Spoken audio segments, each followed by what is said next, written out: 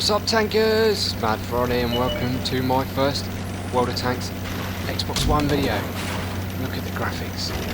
It's mental. It was worth the wait. It wasn't worth the whole day I spent yesterday downloading a third 15GB update, but we will, you know, I can let them off that. The game is even better than the 360 version by a long way. The graphics just make it that much more realistic, just that much more fun. Although I am having a bit of trouble getting used to a different controller. Yeah, but other than that, not bad at all. Not bad at all. For my first video here, we're going to be looking at the Xbox One Founders Pack, and in that pack it contained, well, the big pack contained 3 tanks: T95E2, the AMX Chaffee, and this horny little devil, the MTLS. And this is the MTLS you could only get if you bought 3 tanks. Comes an extra. If you bought, you could buy the T95E2 on their own and the AMX Chaffee on their own. But to get this one, you had to buy the pack. Bit of marketing going on there by Wargaming, but I don't blame them. I really wanted this tank, and I really wanted the T95E2. So I bought the pack, and it was quite worth it. I think I paid £38, and I think the Americans could get it for $50. So the exchange rate there, the Americans seem to have a bit better than us, but bothered. £38 for 3 tanks is not bad. I mean, one tank will normally cost, one tier 8 tank will normally cost you about 12,000 gold, so it's not really that bad at all.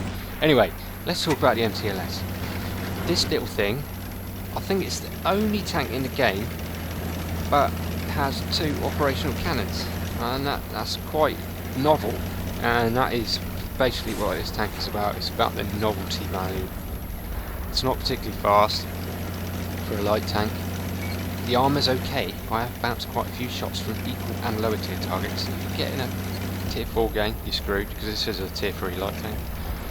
But the gun can dish out some damage. Every time you fire 1 shot, you fire 2, because there's 2 cannons, which is pretty cool.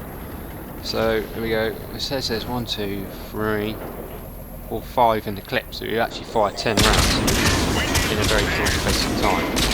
But with all autocannons, they're not particularly accurate if you just black the whole clip off. So once I get a bit more used to it, I've never said, did I? This was my very first game in it, so haven't really played that many games yet. But once I have, I will do a little review on this tank. But I need to get a little bit more, sort of get my head around it a little bit more, so I can give you an assessment of this tank, whether it's worth buying. If you ever get another chance, other than the Founders Pack.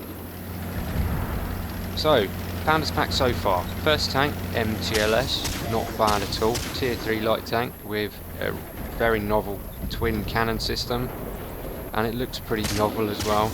Those ears, it looks like an owl on steroids, which is pretty funny. Anyway, gun's not bad with standard ammo, but that AMX there, that's the control thing, and I've had to switch to premium and outflank it to get him dealt with. But not bad at all. Quite like it, and it will be staying around my garage forever, I won't be selling. Right. So the MTLS was my least favourite. Now we're on to the T95E2. This was almost my favourite, but not quite. I really wanted this tank, and from the few games I've played, again this was my first game, from the few games I've played, including this one and after, it makes really good silver. It's a very, very good silver generator. What can I say about this thing? Well, to me it looks like an M48 Patterns turret on top of a different chassis. It looks a bit funny. The engine power is pretty poor. On hard ground you can get up to 50 kilometers an hour, but on the soft ground it does really, really struggle, and it plays more like a heavy on soft ground. The gun, it's okay. It's kind of on par with a Super Pershing, 173mm of pen with your standard rounds, although I've had a lot of top tier games and I've not used any premium. It seems to be quite reliable. and quite accurate, and the round velocity is pretty quick, which makes aiming not too bad at all. I've had a few tier 9 games in this and only had to fire a few premiums. Some tier 9 heavies you're going to struggle with, and on soft ground you're going to struggle to outmaneuver even a heavy, so you've got to make use of this really bouncy turret. So as I said, the turret on this thing is probably the best thing about it. It's nicely rounded all the way round. It does have a bit of a weak point. It's got an MG port up the top, but even that's quite hard to pen, especially when you're facing other T95E2s, which hopefully I'll show you in a minute. This guy's YOLOing. Yeah, sure we can help him out with that. So he's down. It's this sort of ground now where this thing starts to feel like a heavy tank. It just does not manoeuvre very quickly. You can't, things like, like other mediums that are just nippy the whole time. You can't play like that. It's more of a hold down, keep moving, that sort of play style. You know what I mean?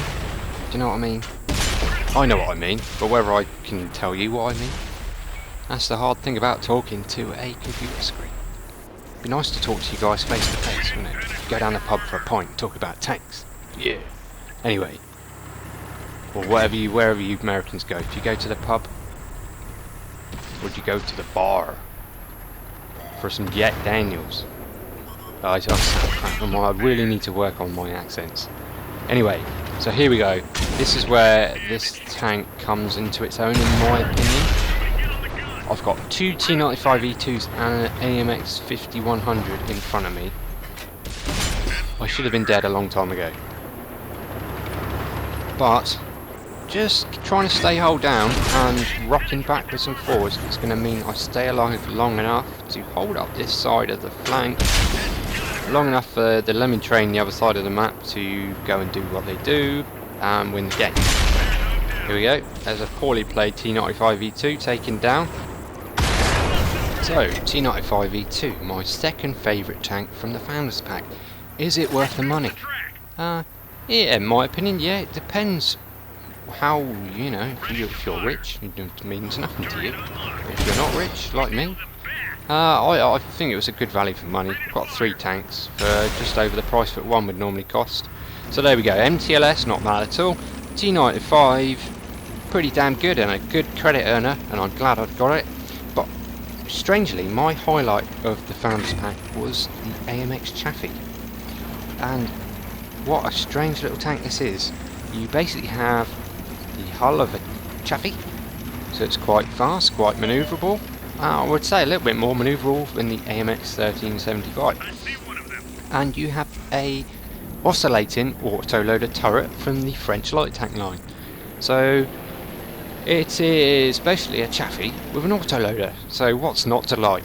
And I really didn't think about it enough when I was looking at the Founders Pack. I thought the T95E2 was going to be my favourite tank, but this at tier 6 with an autoloader, not tier 7 like the 1375, at tier 6 with an autoloader, 75mm autoloader, this thing is redonkulous, and it's gonna make you a lot of money and experience. And another good thing about this, it's got the hull of a Chaffee and the turret of an AMX. It's got a French bottom and an American bottom and a French top. You can train American and French crews in this tank. So if you don't have a lot of money to spare and you're looking for a crew trainer, you can use this to train up 2 nations' crews. So I think that's bloody good value.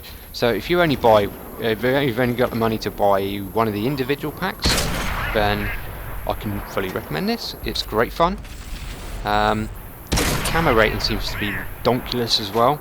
I've had a few games in this where I've just sat in a bush shooting people and they've not even been able to spot me.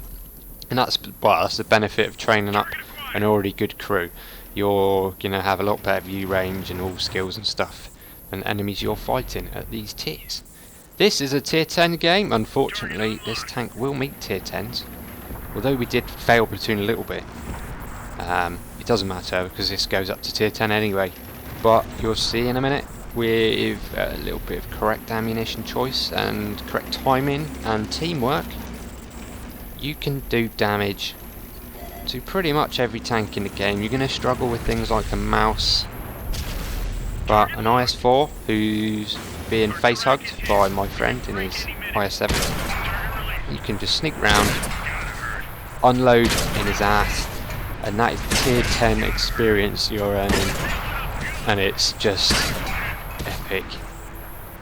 I love this tank, and it's most definitely my favourite of the three, although like I said, I was a bit upset because I really wanted that T95E2. The T95E2 is another really rare tank on the PC version. You only got it for Clan Wars prizes, I think. And I don't think the AMX Chaffee has been on PC at all. I think it might be a Xbox exclusive. Correct me if I'm wrong. Right, so there we go. You've got a tier 6 light tank with an American bottom and a French top. It pumps out 6 rounds. Yeah, what's not to like? So, if you've only got, like I said, if you've only got a bit of money and you can only afford to get one of the individual packs, this one is well worth the money. Well, the T95E2 is worth the money as well, individually.